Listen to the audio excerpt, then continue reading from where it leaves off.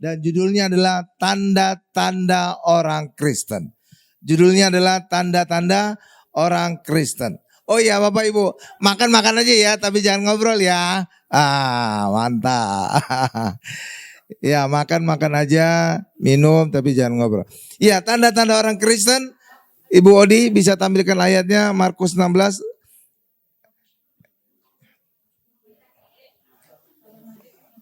Pak Karel barangkali bisa bantu atau apa? Ya bisa nyalain rekamannya.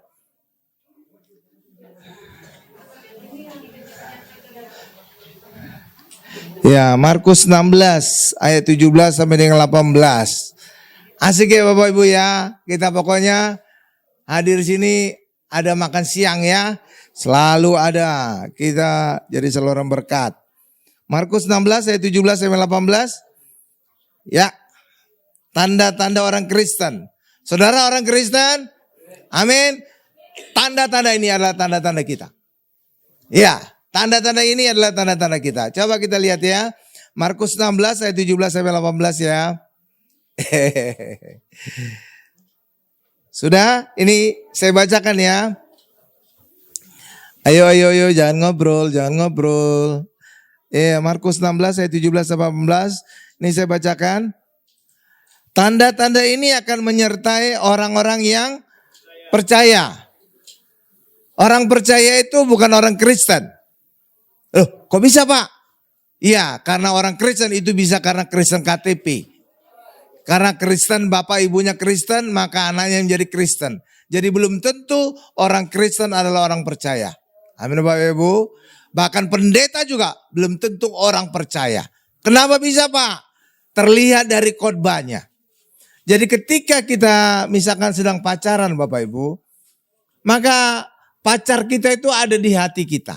Benar gak Bapak Ibu? Jadi pendeta juga termasuk juga bisa jadi bukan orang percaya loh Bapak Ibu. Kenapa? Karena terlihat dari khotbahnya. Ketika kita sedang pacaran, misalkan sedang pacaran. Apa yang terjadi ketika orang sedang pacaran? Maka pacarnya itu ada di hati dia. Maka ketika ada yang di hati dia, maka kemanapun dia bicara, pasti dia cerita tentang pacarnya. Oh pacar saya cantik banget loh. Oh pacar saya ganteng banget loh. Oh pacar saya baik banget kayak malaikat. Oh pacar saya itu kaya banget. Mobilnya aja segudang gitu Bapak misalkan ya. Ya kan? Jadi ketika pacar kita ada di hati kita, maka kita akan terus berbicara tentang pacar kita. Benar nggak Bapak Ibu ya? Hal yang sama juga dengan pendeta. Ketika pendeta itu di dalam hatinya ada Yesus, maka otomatis yang dia khotbahkan tentang Yesus. Maka ketika dia tidak bicara tentang Yesus, dipertanyakan pendeta itu masih ada enggak Yesus di hatinya? Masih orang percaya tidak dia? Itu Bapak Ibu. Jadi kelihatan dari khotbah-khotbahnya. Jadi saudara nggak perlu wawancara pendeta itu, dia percaya Yesus atau enggak? Lihat aja dari khotbahnya. Gampang kan? Gampang. Karena itulah bagi kita hari ini orang percaya itu belum tentu orang Kristen. Karena bisa saja dia keturunan bapak ibu yang Kristen. Satu. Yang kedua juga pendeta belum tentu orang percaya. Kenapa? Terlihat dari khotbah-khotbahnya. Amin. Nah ketika orang percaya apa yang terjadi? Mereka akan mengusir setan-setan demi namaku. Jadi kita bisa mengusir setan Bapak Ibu. Jadi ketika saudara lewat kuburan, saudara jangan berkata, permisi anak babi mau lewat. Jangan kita menyebut anak babi. Saudara lihat peristiwa di Gerasa, setan pergi ke babi. Jadi saudara bisa kesurupan nanti. Amin Bapak Ibu. Iya ya, katakan saja, anak Tuhan mau lewat. Pinggir semua, setan akan pinggir. Amin Bapak Ibu. Iya, oke. Ya, mereka akan berbicara dalam bahasa-bahasa yang baru bagi mereka. Ayat 18. Mereka akan memegang ular. Tuh Bapak Ibu. Dan sekalipun mereka minum racun maut, mereka tidak akan mendapat celaka. Mereka akan meletakkan tangannya atas orang sakit dan orang itu akan sembuh. Jadi kita bisa, jadi kita bisa megang ular loh Bapak Ibu. Tapi jangan sengaja ya. Cari sarang ular di mana? Oh di kebun binatang. Pegangin kepala kobra. Dipatok saudara, mati saudara. Iya. Tapi kalau tidak sengaja, saudara sedang berjalan di semak-semak, saudara sedang berjalan di hutan, kepatok ular, saudara tidak apa-apa. Amin Bapak Ibu. Amin. Demikian juga minum racun maut tidak mendapat celaka. Tapi jangan sengaja. Oh baygon itu rasanya apa? Oh stroberi. Mati. Tapi kalau diracun orang, saudara tidak mempan. Amin Bapak Ibu. Amin. Iya. Bahkan juga kalau seandainya ada niat-niat jahat, misalkan saudara akan dibius, saudara akan disantet pelet, saudara tidak mempan. Kenapa? Ayat ada menjanjikan minum racun maut pun kita tidak celaka. Amin Bapak Ibu. Bahkan meletakkan tangan atau seorang sakit, orang itu akan sembuh. Karena itulah saudara bisa numpangkan tangan pada anak saudara, pada istri saudara, pada suami saudara. Amin. Iya. Jadi istri juga bisa numpangkan tangan kepada suami. Kenapa bisa Pak? Ayat ada berkata, suami yang kudus menguduskan istri yang tidak kudus, istri yang kudus menguduskan suami yang tidak kudus. Jadi suami istri bisa saling tumpang tangan. Amin Bapak Ibu. Tuh.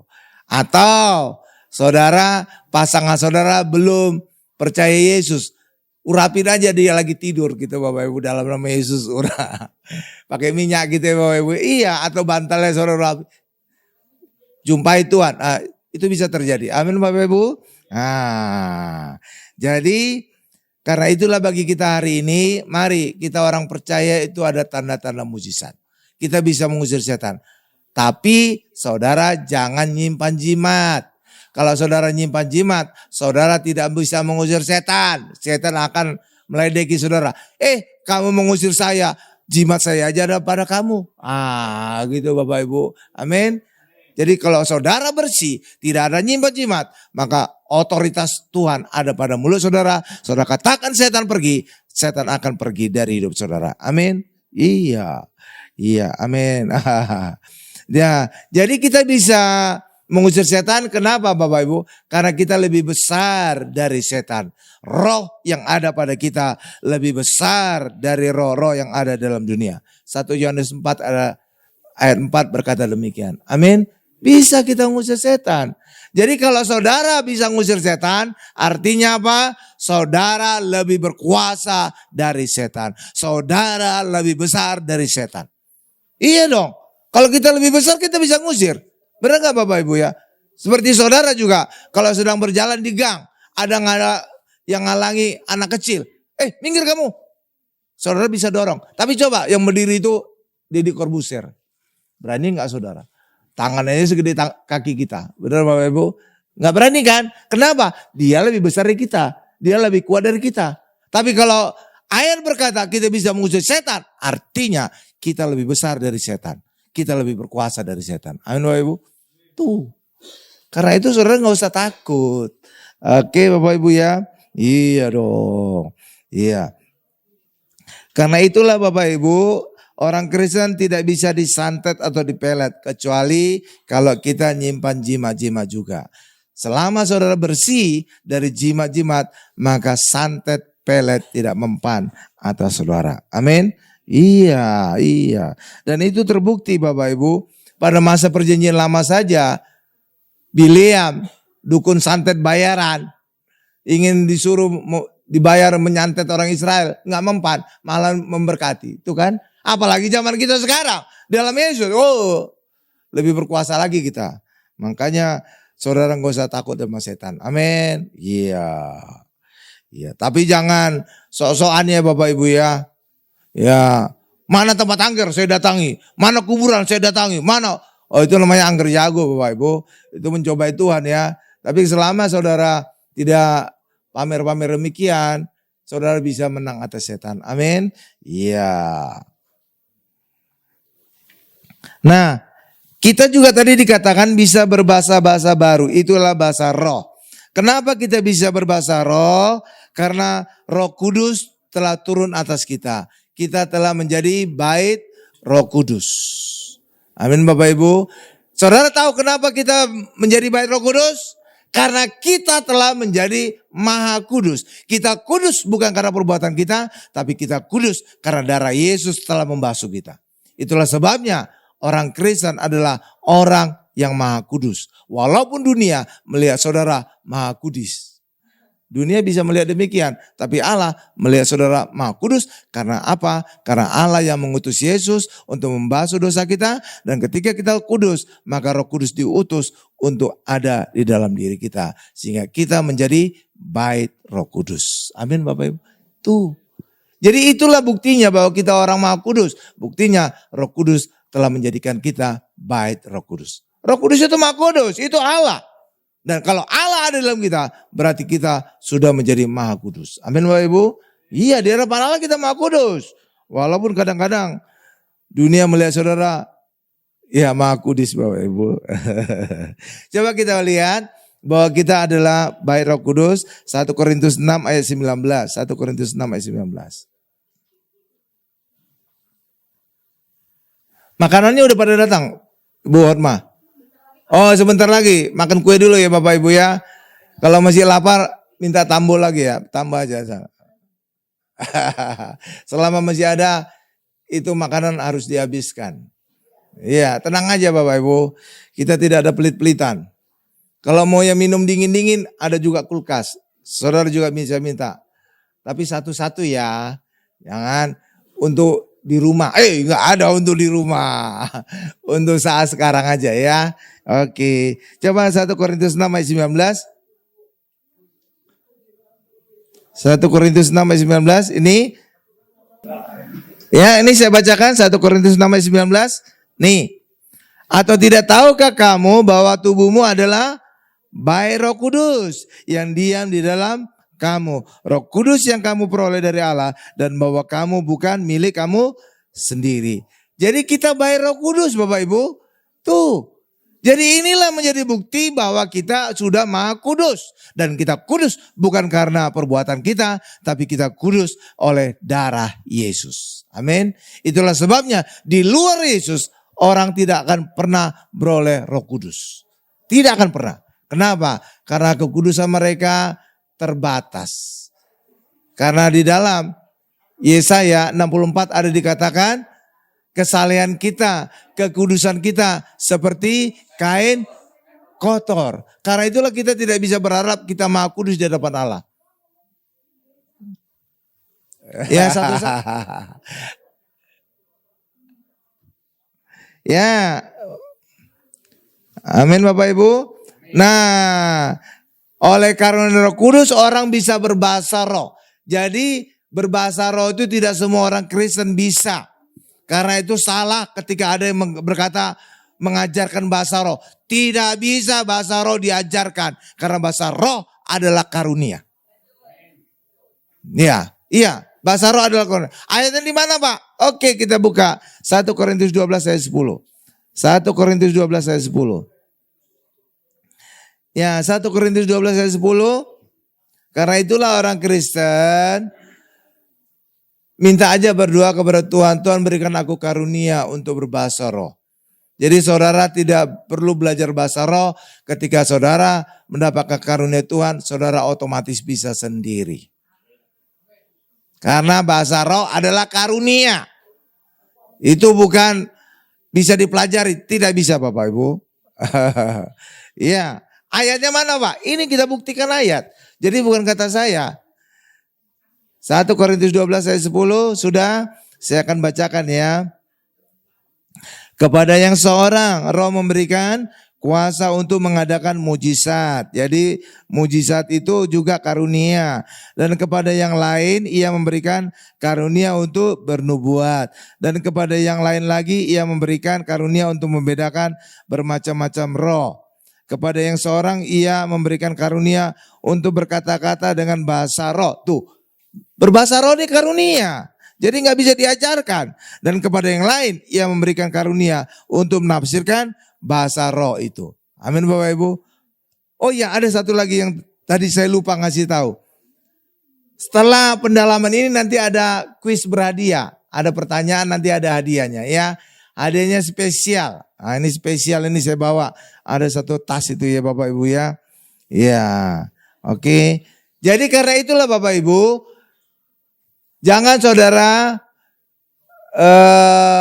terpengaruh oleh ajaran-ajaran yang berkata bahwa bahasa roh itu dipelajari. Tidak Bapak Ibu, itu karunia berdasarkan ayat, bukan kata saya, kata ayat itu ya.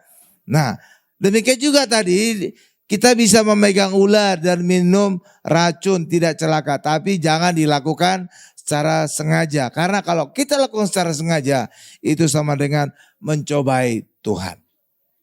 Iya, sama seperti juga ketika Tuhan Yesus saat dicobai, iblis berkata, loncatlah dari hubungan bait Allah. Ya Bapak Ibu, tapi Tuhan Yesus menolak. Kenapa? Itu mencobai Allah. Walaupun ada ayat yang berkata, ketika kita jatuh, malaikat akan menatang kaki kita supaya tidak terantuk kepada batu. Amin Bapak Ibu. Iya, karena itulah kita memang ada fasilitas malaikat menjaga kita, tidak jatuh, tidak luka, tapi jangan sengaja. Amin Bapak Ibu. Ya, jadi ketika saudara berjalan, saudara nggak lihat kiri kanan, cuek aja, nanti malaikat menjaga saya nyebrang jalan. Mati saudara ditabrak mobil. Amin Bapak Ibu ya, matilah. Iya, tapi saudara hati-hati ngelihat kiri kanan nyebrang, oke. Tapi kalau nggak sengaja saudara, tiba-tiba ada mobil yang ngebut, ada mabok sopirnya, saudara nggak akan ngalamin bahaya celaka.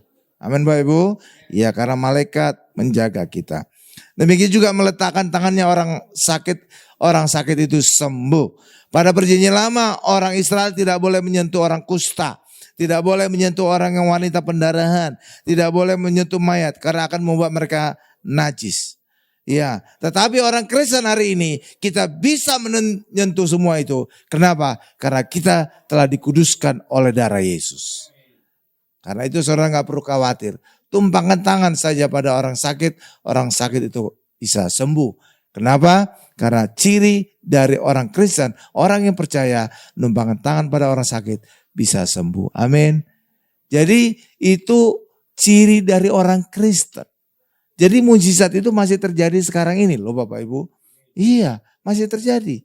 Iya, karena itulah ketika orang nggak percaya lagi mujizat itu terserah mereka. Tapi kalau di gereja ini saya selalu percaya ada mujizat. Tapi syaratnya saudara kita harus selalu berfokus kepada Tuhan Yesus. Ketika kita berfokus kepada Tuhan Yesus, percaya kepada Yesus, maka mujizat-mujizat tadi itu menjadi cirinya kita. Jadi kita bukan mengejar mujizat, tidak. Mujizat itu melekat di dalam diri kita ketika kita percaya kepada Yesus. Amin. Iya. Demikian juga harus pendeta juga mengkhotbahkan tentang Yesus. Berfokus kepada Yesus. Pasti pelayanan dengan mujizat. Tapi ketika pendeta hanya khotbah yang lucu-lucu, yang kehidupan sehari-hari, saudara perhatikan. Pelayanan tidak ada mujizat. Saudara lihat aja. Buktikan saja sendiri. Tapi saya selalu berfokus tentang Tuhan Yesus. Setiap khotbah saya berfokus Tuhan Yesus. Bahkan lebih ekstrimnya lagi. Saya khotbah berurutan. Mulai dari Kejadian, Keluaran, Imamat, Bilangan, Ulangan. Sampai kelak nanti selesai Wahyu. Sekarang sudah sampai kepada surat 1 Timotius. Dan fokusnya, kesimpulannya harus Tuhan Yesus. Itulah sebabnya pelayanan di gereja ini banyak mujizat. Bukan saya hebat, bukan. Tapi karena saya selalu berfokus kepada Tuhan Yesus. Percaya kepada Yesus. Amin. Iya banyak mujizat. Benar Bapak Ibu, banyak mujizat. Orang yang ditabrak motor Gojek, vonis operasi, urapi, beri perjamuan kudus, bebas operasi Bapak Ibu. Ibu Mariana. Demikian juga Ratu Plaza ini, hadir gereja ini, sekarang diberkati kan? Iya Bapak Ibu. Saudara kalau beberapa bulan yang lalu melihat Ratu Plaza itu sepi Bapak Ibu. Benar. Benar. Tapi coba saudara lihat sekarang. Beda ya. Beda ya. Beda. Itulah bukti mujizat. Iya. Landmark juga sama. Amin Bapak Ibu. Karena itulah saudara percaya mujizat itu tetap terjadi. Tapi syaratnya kita harus percaya kepada Yesus. Harus berfokus kepada Tuhan Yesus. Amin. Nah, karena itulah saudara bisa mengalami banyak mujizat. Mari selalu hadir di gereja ini. Mari perjamuan kudus. Saudara kanker itu masa lalu. Saudara bisa sembuh. Kalau dunia itu udah kayak kiamat rasanya orang kanker. Iya Bapak Ibu. Udah dekat-dekat mati gitu ya. Tapi saudara percaya deh. Perjamuan kudus rutin, saudara pasti sembuh. Pasti sembuh. Karena itu kalau ada di antara saudara yang kanker, famili saudara kanker, teman saudara kanker, ajak ke tempat ini. Kita rutin perjamuan kudus, bisa sembuh. Amin Bapak Ibu. Ya udah terbukti di Bekasi. Ratusan orang sakit kanker sembuh. Dengan berbagai stadiumnya. Iya. Karena itulah luar biasa. Ya, demikian juga Bapak Ibu. Pada perjanjian lama orang Israel tidak bisa dikutuk ya. Itu pernah dialami pada saat Bileam dibayar oleh Balak. Ini bukan kartu Balak ya Bapak Ibu ya. Yang suka gaple itu Balak 6. Oh, enggak ya. Ini Balak itu dalam perjanjian lama itu membayar Bileam untuk mengutuk bangsa Israel. Tapi nyatanya bangsa Israel tidak bisa dikutuk, justru diberkati oleh Bileam. Coba kita lihat ayatnya Bilangan 23 ayat 11. Hal yang sama juga dengan kita hari ini. Saudara telah diberkati oleh Tuhan. Saudara sudah di dalam Tuhan. Saudara jangan khawatir kena kutuk. Walaupun di dunia sana kadang-kadang bahasa-bahasa mereka bahasa-bahasa kutuk. Terkutuk kamu, terkutuk kamu, terkutuk. Saudara nggak usah nanggapi itu. Kenapa orang Kristen tidak bisa dikutuk? Kenapa? Karena Yesus telah menebus kita dari segala kutuk. Galatia 3:13. Amin Bapak Ibu. Iya. Karena itu nggak perlu takut. Apapun kata dunia, apapun kata teman saudara, mulut mereka nggak ada kuasa. Amin Bapak Ibu. Yang berkuasa adalah Tuhan Yesus di hidup kita. Coba kita lihat Bilangan 23 ayat 11. Bilangan 23 ayat 11.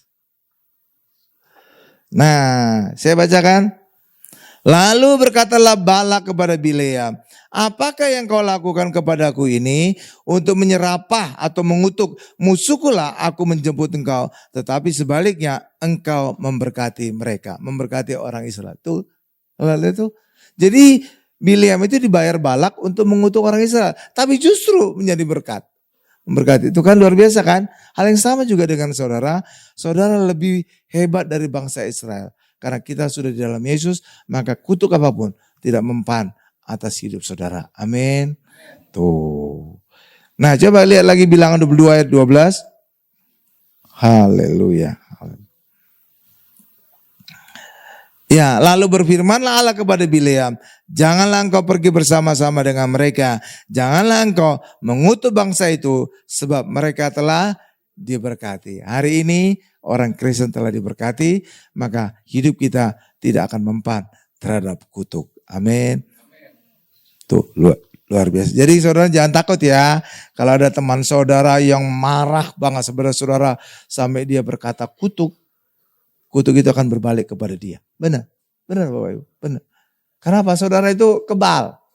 Ya, amin Bapak Ibu. Iya. Nah, Tuhan Yesus kenapa kita bebas dari kutuk? Karena Tuhan Yesus telah membebaskan kita dari kutuk. Dan kutuk itulah kutuk hukum Taurat. Galatia 3:13. Coba. Nah, ini ayat terakhir kita ya Bapak Ibu ya. Setelah itu saya tutup, nanti ada pertanyaan berhadiah, kuis berhadiah. Galatia 3 ayat 13, ini saya bacakan. Kristus telah menebus kita dari kutuk hukum Taurat dengan jalan menjadi kutuk karena kita. Sebab ada tertulis, terkutuklah orang yang digantung pada kayu salib. Jadi Tuhan Yesus mati terkutuk lewat mati di salib. Dan lewat kematian di salib inilah maka Tuhan Yesus membebaskan kita dari kutuk hukum Taurat. Amin. Iya Bapak Ibu. Itulah sebabnya Bapak Ibu, walaupun hukuman mati yang lazim di Israel ditimpuki batu atau dirajam batu, tapi Tuhan Yesus matinya tersalib. Kenapa? Karena Tuhan Yesus harus mati terkutuk agar Tuhan Yesus bisa membebaskan kita dari kutuk hukum Taurat. Amin. Tuh luar biasa. Itulah sebabnya bagi kita hari ini Bapak Ibu, saudara tidak perlu khawatir tentang kutuk-kutuk karena Tuhan Yesus telah menebus kita dari kutuk hukum Taurat. Saya simpulkan pendalaman Alkitab ini. Tuhan Yesus membuat orang Kristen hidup penuh dengan kuasa. Orang Kristen ada ciri banyak tanda mujizat dan Roh Kudus bisa turun dan memberi kuasa orang Kristen. Amin. Kita tundukkan kepala kita. Terima kasih Tuhan untuk firman-Mu hari ini. Dalam nama Tuhan Yesus kami berdoa dan mengucap syukur. Haleluya. Amin. Sekarang pertanyaan berhadiah.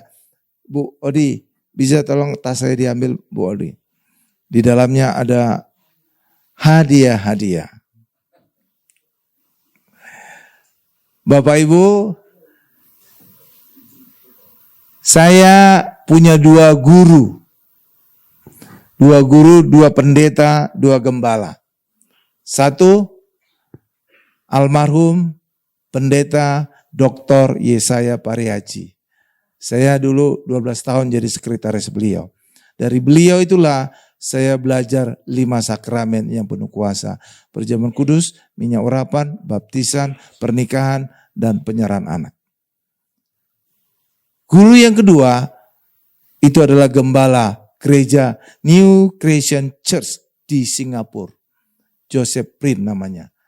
Nah, beliau walaupun secara tidak langsung, tapi khotbah-khotbah beliau ini saya beli, saya download, saya bayar. Iya, dan lewat khotbah-khotbah itulah saya khotbah tentang anugerah. Tetapi puji Tuhan, Tuhan nambahkan hikmat sehingga saya bisa lebih lagi bukan hanya belajar tentang anugerah, tapi berfokus kepada Tuhan Yesus. Dan sekarang saya terapkan di gereja Mount Hermon ini. Jadi ada dua guru saya ya. Satu secara langsung almarhum pendeta Dr. Yesaya Pariaji, saya sekretaris beliau 12 tahun. Yang kedua adalah Reverend Joseph Prin, gembala sidang New Christian Church di Singapura. Ya, dan hari ini hadiahnya ada berkaitan kepada dua beliau ini. Iya Bapak Ibu. Jadi saya akan mengajukan pertanyaan dan hadiahnya spesial hari ini. Iya Bapak Ibu. Yang pertama adalah khotbah Reverend Joseph Prin ketika dia membawa rombongan ke Israel dan dia khotbah di Israel. Ini kelihatan nuansa Israelnya. Tapi syaratnya saudara harus bisa bahasa Inggris. Kalau tidak bisa bahasa Inggris, ya maaf jadi agak percuma jadinya. Jadi yang bisa bahasa Inggris nanti yang bisa angkat tangan menjawab ya. Ya karena ini bahasa Inggris, saya aja nggak ngerti. Loh, kok bisa saya nggak ngerti? Iya, saya juga nggak ngerti. Loh, tapi kok Pak, kok khotbah Reverend Joseph Prin saya bisa khotbahkan Pak? Ya, kita kan berhikmat. Saya pakai penterjemah. Saya suruh penterjemah itu menuliskannya khotbah ini dalam bentuk teks jadi buku. Buku itulah seperti ini jadinya. Nah, tebal-tebal. Dan lewat buku inilah Bapak Ibu, saya punya materi khotbah yang demikian berlimpah. Sehingga ketika saya masih khotbah di gereja Tiberias, keceplosan. 7 khotbah saya, 7-7-nya khotbah yang berbeda. Bukan satu khotbah dikhotbahin 7 kali, enggak. Setiap tempat beda khotbahnya. Kenapa saya bisa khotbah demikian banyak? Karena saya punya materi khotbah demikian banyak. Dan inilah khotbahnya Reverend Joseph Prin. Satu khotbahnya beliau, saya bisa jadikan khotbah 10 khotbah saya. Maksimum pernah 20. Jadi begitu berlimpahnya khotbah saya Bapak Ibu. Ya, kalau ini bahasa Indonesia udah diterjemahkan, ditranskrip. Ini bisa nanti didapatkan oleh yang nggak perlu bahasa Inggris. Ya, tapi kalau ini bahasa Indonesia. Nah, ini yang saya baca Bapak Ibu. Saya juga nggak jago-jago amat bahasa Inggris. Jadi ini hadiah pertama khotbahnya Reverend Joseph Prin dari Singapura. Tapi syaratnya harus bisa bahasa Inggris. Kalau nggak percuma. Amin Bapak Ibu ya. Ya. Oke, sekarang pertanyaannya. Pertanyaannya ya. Tapi yang angkat tangan akan menjawab itu yang bisa bahasa Inggris ya. Karena kalau nggak percuma juga ya. Oke ya. Ya. Ini pertanyaan pertama. Ya, pertanyaan pertama adalah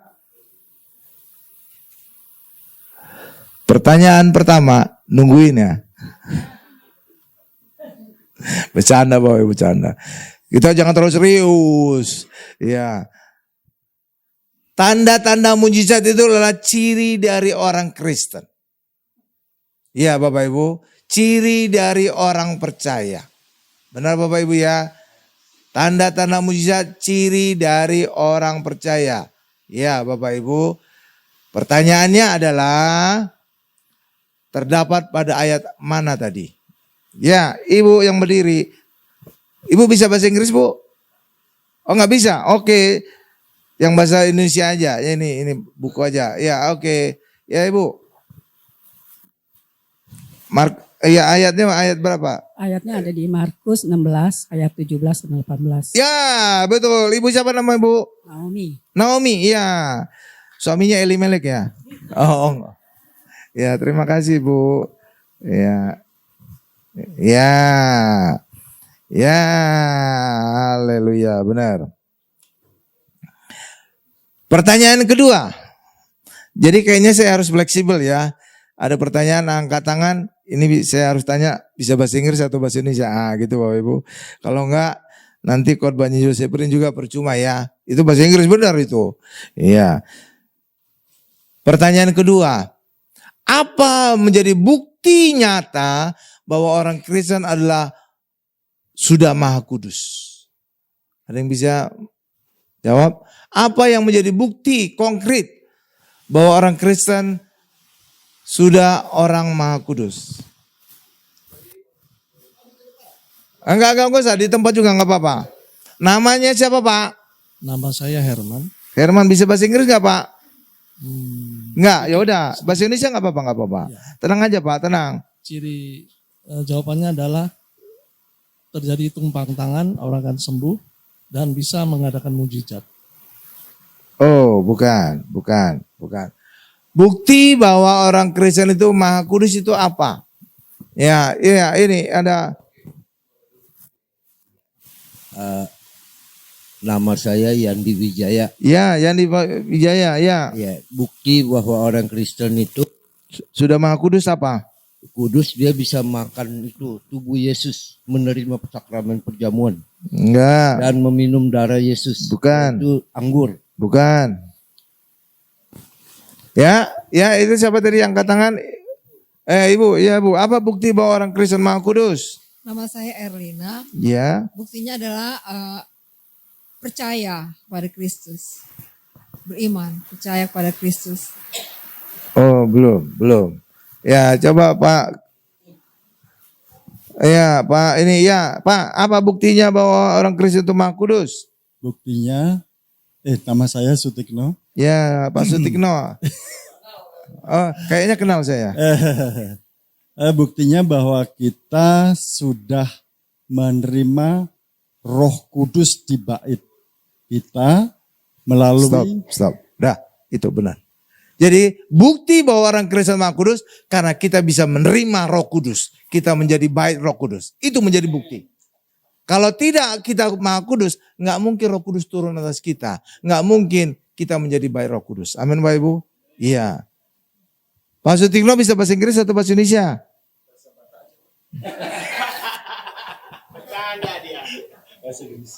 Bahasa Indonesia. Ya, ini ada buku tulisan saya. Ya, tulisan saya. Yesus Pusat Kehidupan. Ya. Sebenarnya itu buku bukan saya tulis. Tapi gimana Pak kok bisa jadi buku Pak? Ya, pakai iman lagi. Saya suruh orang khotbah saya dalam bentuk audio, dia transkrip, jadilah buku. Jadi saya nggak perlu nulis buku, khotbah saya aja saya suruh tuliskan, selesai kan? Jadi buku kan? Nah, keren kan? Jadi tanpa nulis bisa jadi buku. Oke, sekarang pertanyaan berikutnya. Ya, pokoknya kita asik. Pertanyaan ketiga. Ya, apakah semua orang Kristen bisa berbahasa roh? Sebutkan alasannya. Ya. Mana nih? Ya, yang belakang aja, belakang Yang gantian. belakang, okay. Jangan istri Pak Sutikno. Itu KKN. Ya, yang di belakang siapa namanya? Nama saya Golda. Jawabannya tidak, karena karunia bahasa roh itu dia karunia. Iya, betul. Tidak semua orang Kristen bisa berbahasa roh karena bahasa roh itu adalah karunia. Golda orang apa? Oh Papua, saya pikir orang Israel. Karena Perdana Menteri Israel pertama Golda Meir. Iya. Ibu bisa bahasa Inggris atau bahasa Indonesia? Bahasa Indonesia. Buku saya kedua. Iya, ya Tuhan berkati ya. Ya, oke. Iya. Ya, pada perjanjian lama ada seorang dukun santet, namanya Bileam. Iya Bapak Ibu, iya. Dia dibayar untuk menyantet orang Israel. Tapi justru dia malah memberkati orang Israel. Kenapa dia tidak bisa menyantet orang Israel? Tadi kita baca ayatnya, ya Bapak Ibu. Kenapa tidak bisa disantet? Tadi ada kita baca juga ayatnya. Ya, di dalam Bilangan. Ada yang bisa jawab? Dia bisa jawab. Ya. Ada? Ada? Nggak ada? Ya, Ibu Juliana. Ya. Kenapa orang Israel tidak bisa disantet oleh Bileam? Karena kita telah ditebus karena Tuhan Yesus telah menebus kita dari segala kutuk. Oh, bukan. Tuhan Yesus pada perjanjian lama belum hadir. Belum.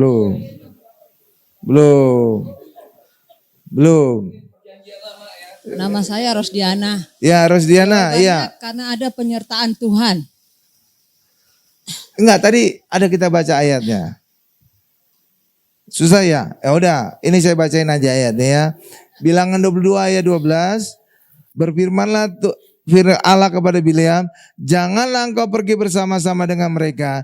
Janganlah engkau mengutus bangsa itu, bangsa Israel. Sebab mereka telah diberkati. Jadi bangsa Israel tidak bisa dikutuk karena mereka telah diberkati. Ada ayatnya. Amin. Itu tadi di dalam Bilangan. Oke, pertanyaan berikutnya. Iya. Hukuman mati di Israel adalah rajam batu. Dan itu terbukti dari Stefanus yang ditimpuki batu sampai mati.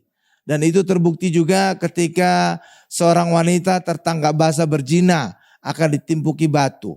Jadi hukuman mati yang lazim adalah timpuk batu. Tapi sebenarnya itu kisah itu enggak fair. Dikatakan tertangkap basah berzina. Kalau tertangkap basah pasti ada cowoknya di situ. Namanya juga tertangkap basah. Benar Pak Ibu? Kecuali kalau tertangkap sehari kemudian. Nah itu udah gak ketahuan siapa cowoknya. Ya kan? Itu kan kalimatnya kan tertangkap basah. Berarti ada cowok di situ. Tapi ditangkap cuma ceweknya doang. Kan gak fair kan? Lah iya dong. Ada kata basahnya kan? Iya. Jadi kalau baca ayat itu, oh iya benar juga ya. Tertangkap basah harusnya dua-duanya ditangkap. Iya kan? Nah, ya. Jadi lupa saya pertanyaannya apa. Iya Bapak Ibu. Ya oh ya tadi. Hukuman mati yang lazim di Israel adalah ditimpuki batu. Dirajam batu. Tapi pertanyaannya lah. Kenapa Tuhan Yesus matinya disalib? Kok tidak dirajam batu? Siapa yang bisa jawab? Siapa? Angkat tangan. Yang sudah jawab boleh ya Pak? Iya. Gembala? Yang tadi udah sempat jawab salah tapi boleh menjawab lagi? Atau dikasih kesempatan Iya, kasih lain? kesempatan yang lain. Oh yang sudah menjawab jangan ya. Kasih kesempatan yang lain. Ibu Lydia bisa jawab? Ibu Lydia? Ada yang lain? Yang sudah menjawab, maaf Ibu. Yang sudah menjawab tadi salah nggak boleh menjawab lagi. Oke. Soal ini yang bahasa Inggris ini, kalau Ibu Lydia canggih bahasa Inggris Bapak Ibu. Nama saya Suryawati. Suryawati ya, Ibu Surya, apa jawabannya Bu? Karena Kristus terkutuklah orang yang tergantung di kayu salib. Dan Kristus sudah menebus semua dosa melalui terkutuk di kayu salib. Tergantung dan terkutuk di situ. Enggak, iya. Coba Ibu jawab sesuai pertanyaan saya. Pertanyaannya adalah hukuman mati yang lazim di Israel adalah dirajam batu. Tapi kenapa Tuhan Yesus matinya disalib? Jadi harus ada alasannya kan? Nah ini Ibu Lydia. Ya Ibu Lydia soalnya ini hadiah yang bahasa Inggris ini. Ya. Tuhan Yesus mati disalib supaya kelihatan bahwa Tuhan Yesus itu matinya terkutuk. Karena kalau orang yang matinya disalib di Israel itu artinya orang yang terkutuk. Ya, sedikit lagi Bu. Jadi gini ya, saya sempurnakan ya. Hukuman yang lazim di Israel, hukuman mati adalah rajam batu. Ya, oke. Tapi kenapa Tuhan Yesus matinya disalib? Karena lewat kematian Yesus disalib, itu adalah kematian terkutuk. Dan lewat kematian terkutuk inilah Tuhan Yesus bisa menebus kita dari kutuk hukum Taurat. Taurat, Galatia 3 ayat 13. Amin. Itu alasannya. Ya, Banget. kalau Ibu Lydia saya ngerti bahasa Inggris, ini Josephine itu pergi goes to Ibu Lydia. Waduh, luar biasa. Ya, Tuhan berkati Bu. Ya, kalau ada bahasa Mandarin juga Ibu ini bisa. Sekarang pertanyaan berikutnya, haleluya. Ya Bapak Ibu ya, kan semakin kita dicerdaskan ya Bapak Ibu ya. Jadi makanya selalu hadiri pendalaman Alkitab ya. Jadi saudara selain semakin dalam mengerti tentang Alkitab, saudara juga bisa dapat hadiah. Oke, kan menarik hadiahnya ya. Iya. Oke, lanjut. Di Taman Eden itu ada 2 pohon. 2 pohon atau 3 pohon? 2. Pohon kehidupan dan pohon pengetahuan yang baik dan yang jahat. Amin Bapak Ibu ya. Nah, pohon kehidupan itulah kemudian berwujud kepada Tuhan Yesus. Karena ketika manusia makan pohon kehidupan, dia beroleh hidup yang kekal. Ketika kita makan tubuh dan darah Yesus, kita beroleh hidup yang kekal. Jadi pohon kehidupan inilah kemudian berwujud menjadi Tuhan Yesus. Sedangkan pohon pengetahuan yang baik dan yang jahat, kira-kira menjadi wujudnya apa? Ada yang tahu? Ya Ibu silakan Bu berdiri. Ya, iya, silakan Bu. Ibu bisa bahasa Inggris enggak? Sedikit Pak. Oh sedikit, oh jangan. Saya amanah.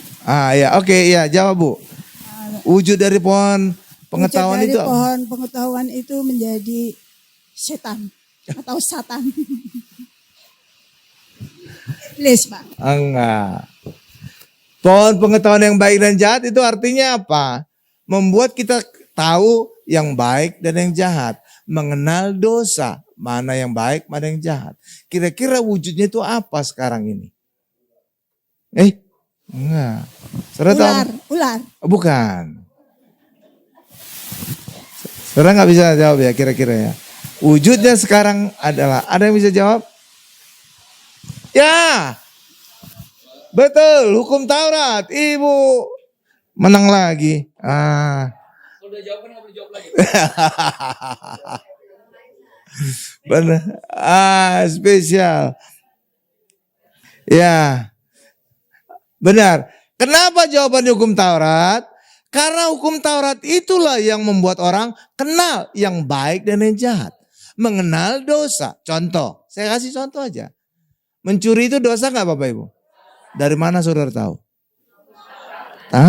Karena hukum Taurat mengatakan jangan mencuri.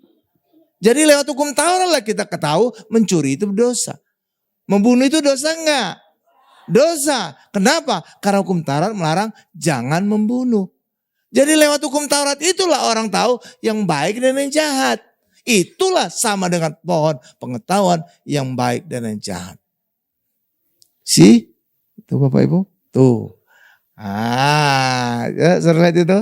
Makanya ada ayat berkata lewat hukum Taurat lah kita mengenal dosa. Amin Bapak Ibu. Iya. Oke. Ya sip. Lanjut. Nah lanjut ya.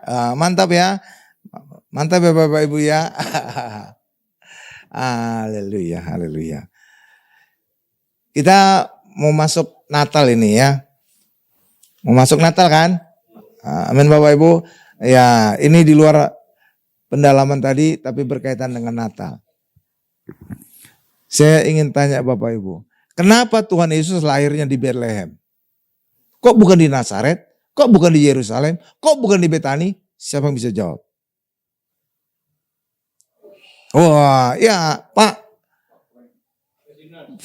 Ferdinand. Tuh. Jadi saudara sekarang saya ajar untuk bisa, oh iya ya, kenapa bukan di Nazaret ya? Kenapa bukan di Yerusalem ya? Kenapa bukan di Betani? Ada alasannya. Silakan Pak Ferdinand. Kenapa Tuhan Yesus lahirnya di Bethlehem? Karena Bethlehem itu disebut rumah roti. Ya. Dan Yesus adalah roti kehidupan. Ah, betul. Betul. Betul Bapak Ibu. Jadi kenapa Tuhan Yesus lahirnya di Bethlehem? Karena Bethlehem artinya rumah roti atau rumah daging. Dan Yesus lahir di sana karena kelak akan disebut roti hidup. Yohanes 6. Bapak bisa bahasa Inggris atau bahasa Indonesia? Hah? Bahasa Jerman. Oh, bahasa roh.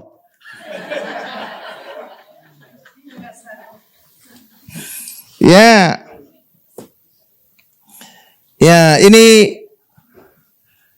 adalah ketika saya dulu masih khotbah di gereja saya yang lama, saya itu khotbah itu catatan khotbah itu berupa poin-poin. Ya, Bapak Ibu. Jadi kalau sekarang saya memang catatannya itu panjang gitu ya, ada penjelasan. Tapi kalau zaman dulu saya itu poin-poin saja, saya ngembang sendiri gitu Bapak Ibu. Nah, disinilah ada poin-poin dari beberapa khotbah saya. Jadi kalau ingin khotbah bisa memakai poin-poinnya. Ya, silakan Pak. Ya,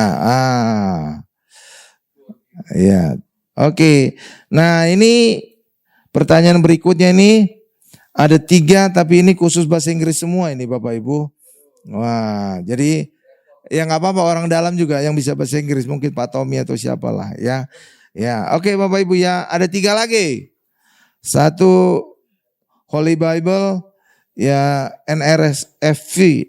Nah, terus ini khotbahnya Joseph Prin, Blessed to be a bless.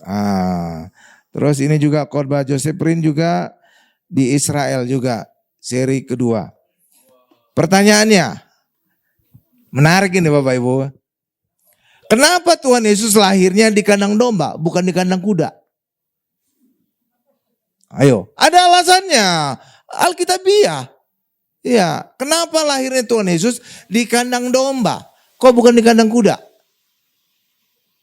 Ya, Ibu ini tadi belum jawab. Ya, silakan Bu. Tapi belum mendapat hadiah. Karena Yesus akan menjadi domba Allah. Ya, betul.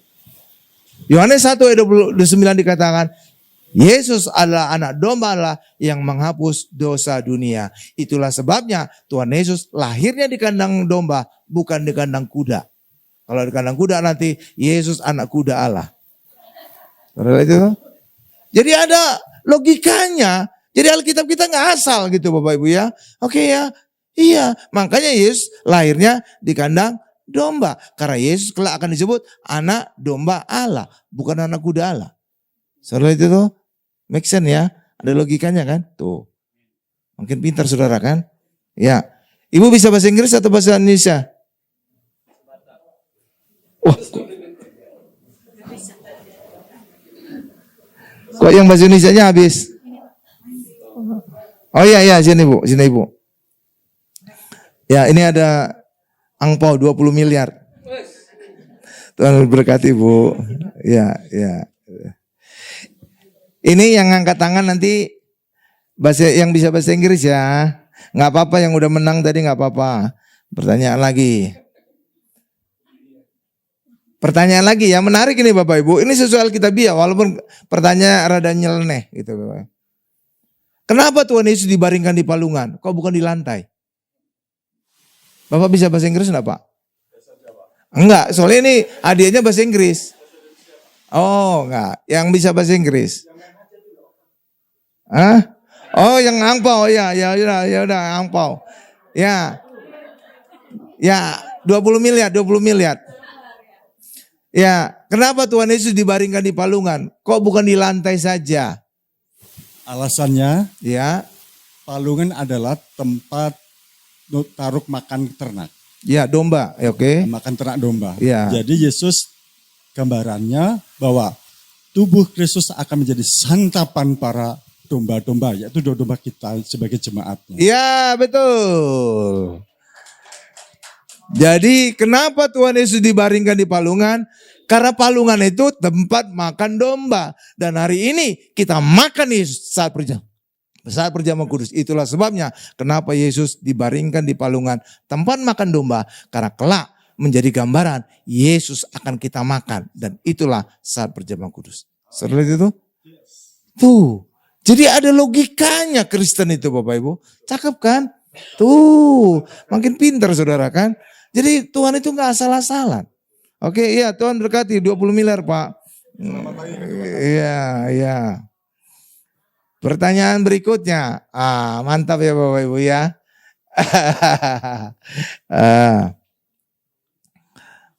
Iya. Karena ini hari spesial jadi pertanyaannya kadang-kadang udah kemana-mana ini Bapak Ibu ya. Tapi saudara pasti ingin tahu. Pertanyaan saya ini ada dasar kekristenannya, tapi pertanyaan rada nyeleneh. Ya, nggak apa-apa ya. Tapi pokoknya tetap menyangkut kekristenan, ada dasar Alkitabnya. Pertanyaannya adalah, ada satu murid, ada berapa murid Tuhan Yesus? Ya, itu murid inti. Murid berikutnya ada 70, ada 120, tapi yang sering disebut adalah 12. Oke, Bapak Ibu ya. Di antara 12 ini ada satu yang bukan orang Galilea, satu orang Yudea. Siapa yang tahu? Ya, silakan Pak. Hah? Oh, bukan. Ya, betul, Ibu.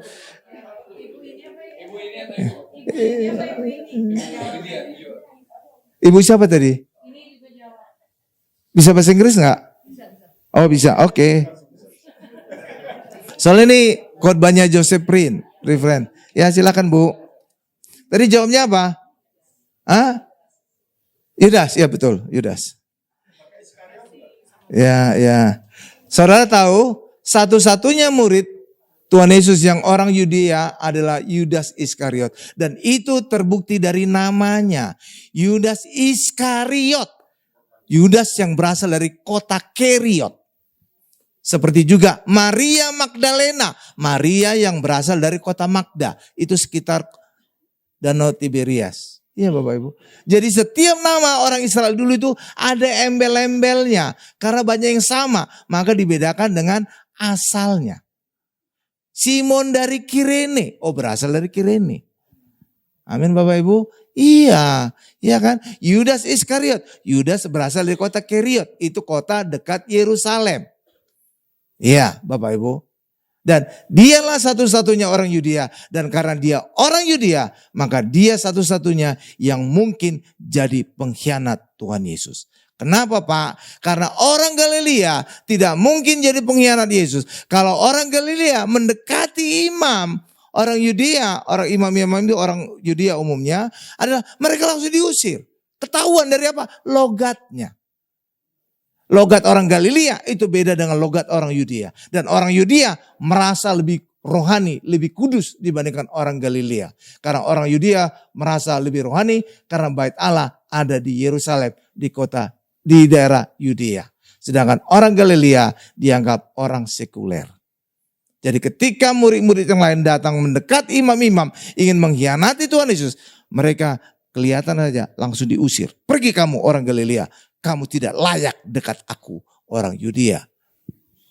Gitu Bapak Ibu. Jadi hanya satu yang bisa mengkhianat. Itulah Yudas Iskariot. Karena dia berasal dari Yudea. Terlihat dari namanya Yudas Iskariot. Iskariot artinya berasal dari kota Keriot dekat Yerusalem. Paham Bapak Ibu? Jadi kan saudara sekarang, oh gitu toh Pak ya.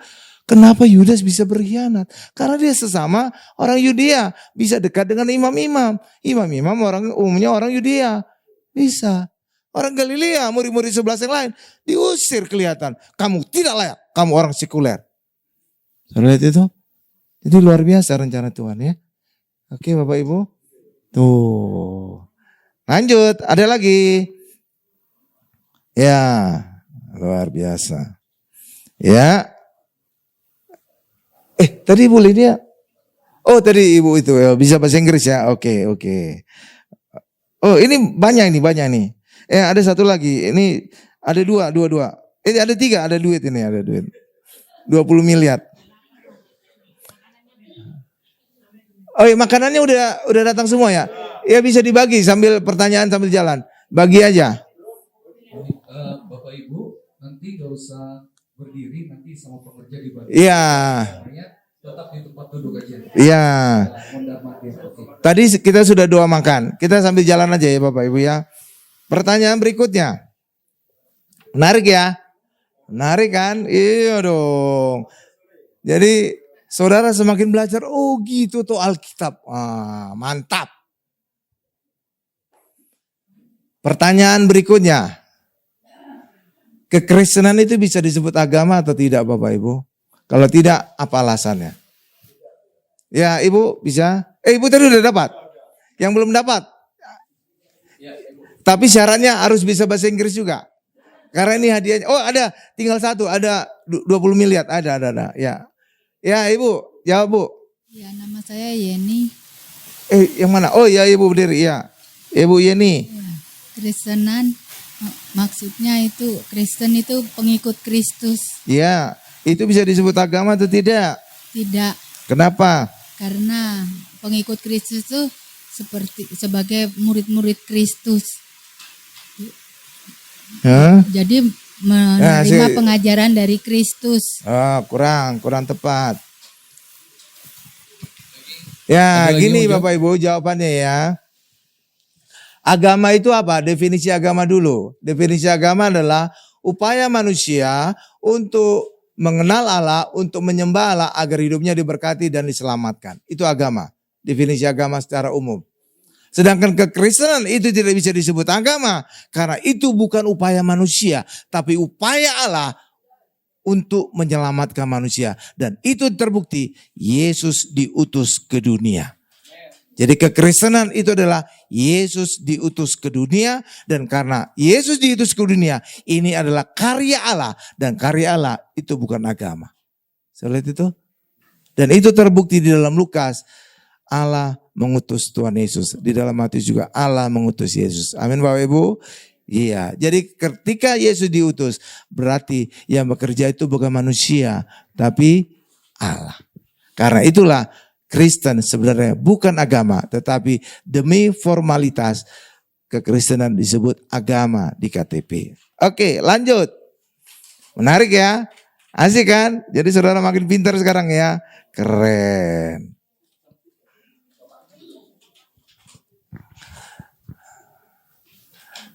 Ini pertanyaan. Ya. Ya, 3 lagi Bapak Ibu ya, 3 lagi. Hadiahnya sambil makan aja, asik-asik kita sambil makan.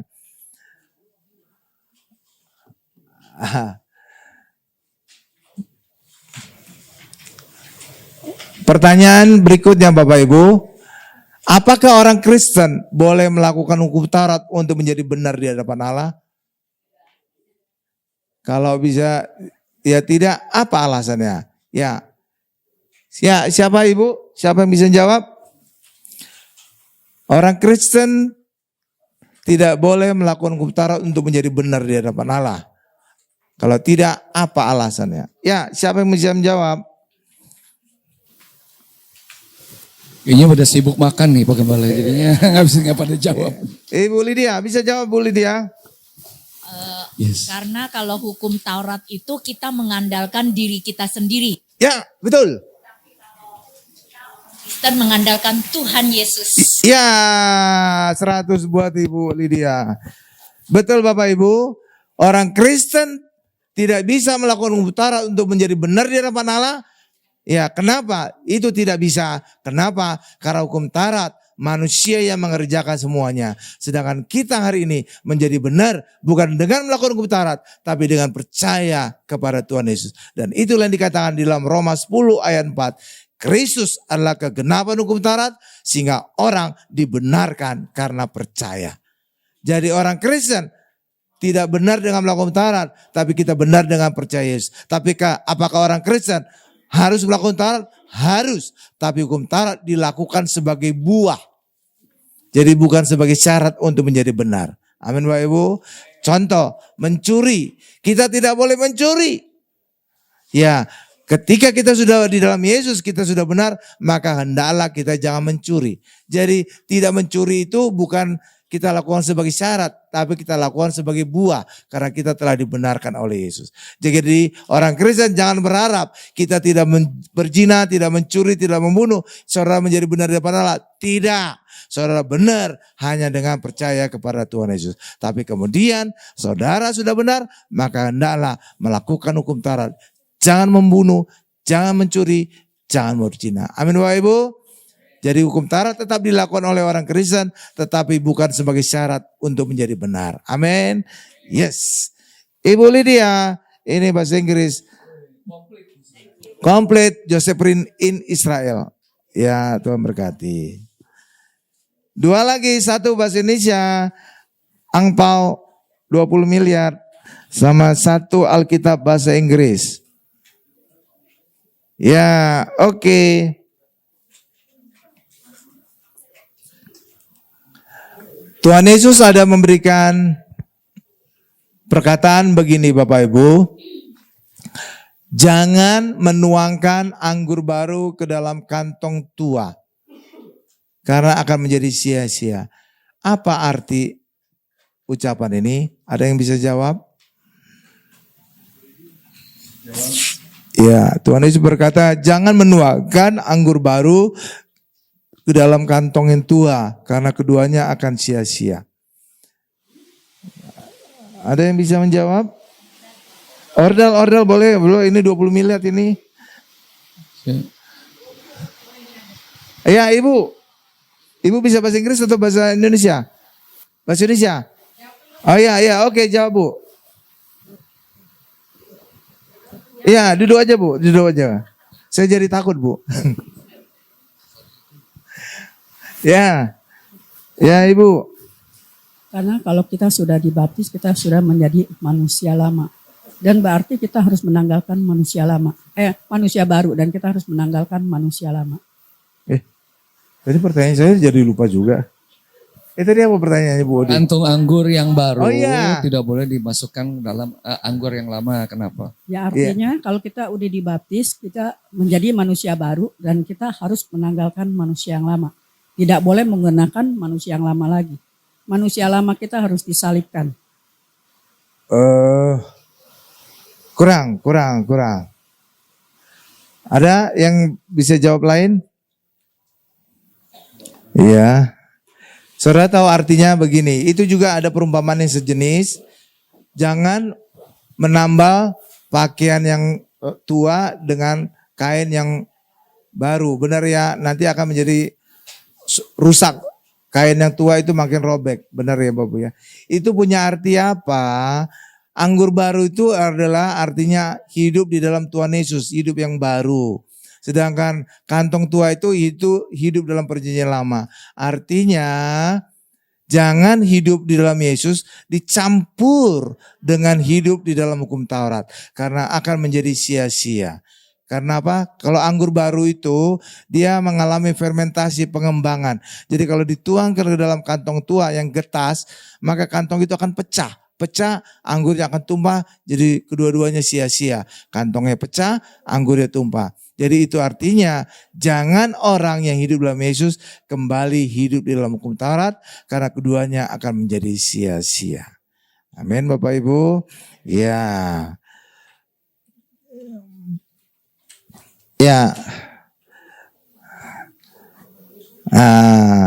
Oke.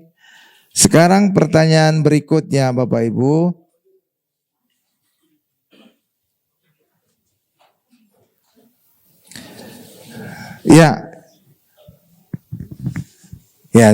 Saya akan tanya lagi ya. Siap? Sambil makan saudara bisa menjawab ya.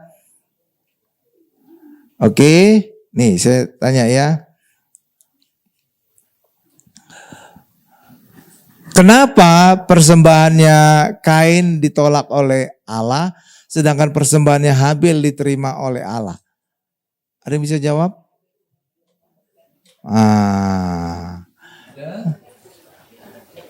Ya. Ya, Ibu. Yang ada lagi yang lain ada lagi? Ada lain nggak? Ya, oh itu. Ya, Ibu, ini tadi belum jawab ya. Belum. Oke, silakan Bu. Kenapa persembahannya Kain ditolak Allah tapi persembahannya Habil diterima oleh Allah? Karena Kain iri terhadap Habel. Hah? Persembahannya tidak diterima Kenapa? karena dia iri terhadap Habel. Iri itu ketika dia tahu ditolak, tapi kenapa ditolaknya? Karena persembahannya berkenan di hadapan Tuhan. Iya, kenapa Habel. berkenan? Kenapa Kain ditolak? Kenapa persembahan Habil berkenan? Ya, Ada alasannya tuh, ada alasannya Bu. ya persembahannya kudus dan yang terbaik di hadapan Tuhan. Bukan, Harum di hadapan Tuhan. bukan. Ya coba Bapak ini, coba yang lain. Kenapa persembahan Kain ditolak oleh Allah sedangkan persembahan Habil diterima oleh Allah? Ya silakan Pak. Siapa namanya Pak? Persembahan Habel diterima oleh nama, Pak. Tuhan. Nama Nama saya Yusuf. Jenengmu. Yusuf. Jadi saya, Yusuf, suaminya Maria ya. Oke. saya singkat karena ini ya. Jadi kalau mau diterangkan, kenapa persembahan Habel diterima oleh Tuhan? Ya. Karena dia benar-benar tulus di hadapan Tuhan untuk mempersembahkan dan tidak ada pakai artinya seperti Kain. Enggak, ada. Kesirikan apa-apa. Ada pasti udah enggak itu. Ya, siapa? Ya. Ada yang jawab. Ya, baju merah di belakang. Ya, Ibu, kenapa persembahan Kain ditolak oleh Allah sedangkan persembahan Habil diterima oleh Allah? Ya, nama saya Sarah. Ya, Sarah, Ibu Sarah. Abraham di mana? Karena dia menyembah persembahannya tanamannya itu tanahnya sudah dikutuk Tuhan. Ya, sedangkan Habil kenapa diterima? Ya karena domba-domba itu tidak dikutuk, nggak kena kutukan. Ya, udah mendekati lah. Oke, Bu. Saya sempurnakan ya jawabannya ya. Kenapa persembahan Kain ditolak sedangkan persembahan Habil diterima? Karena kedua-duanya ini orang berdosa. Sedangkan kedua-duanya minta pengampunan dosa. Dan pengampunan dosa hanya lewat korban darah. Ayat ada berkata, oleh pengampunan tanpa darah tidak ada pengampunan dosa. Itu ada ayatnya. Tanpa darah tidak ada pengampunan dosa. Itulah sebabnya kenapa persembahan Habil diterima. Karena persembahannya persembahan darah. Sedangkan persembahan Kain bukan persembahan darah. Paham Bapak Ibu? Iya. Itu dia. Oke, tapi tetap. Ya, ini Ibu bisa bahasa Inggris atau bahasa Indonesia? Iya, bahasa Indonesia. Ini ada angpau 20 miliar. Ya, Ibu Sarah. Pak Abrahamnya di mana? Udah digantung. Oh, kok digantung? Iya. Itu artinya tangan dingin Bu, tangan hoki. Terakhir, pertanyaan terakhir adanya Alkitab bahasa Inggris. Oke Bapak Ibu ya, pertanyaan terakhir.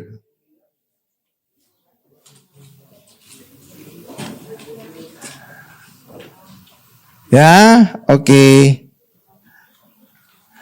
Kalau tadi Bapak Ibu menyimak ucapan dari mimbar, Bapak Ibu akan tahu umur saya. Saya ulang tahun yang keberapa hari ini?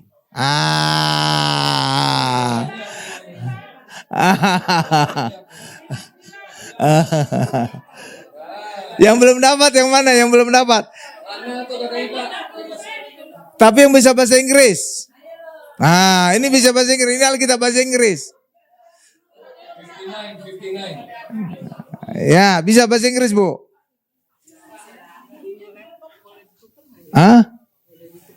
Wah, nggak bisa ditukar, Bu. Tukar ke siapa? Ini bahasa Inggris juga. Oh, mau Alkitab bahasa Inggris. Oke. Oh ya, oke. Oke. Ya, Ibu. Oh ya, Ibu Juliana. Ya, silakan. Bisa bahasa Inggris, Bu? Terjun. Oh ya udah. Ya. Ya benar. Saya ulang tahun ke-59. Udah tua ya Bapak Ibu ya. Oke. Ya oke Ibu Yuliana. Tuhan memberkati Bu. Sudah habis hadiahnya Bapak Ibu.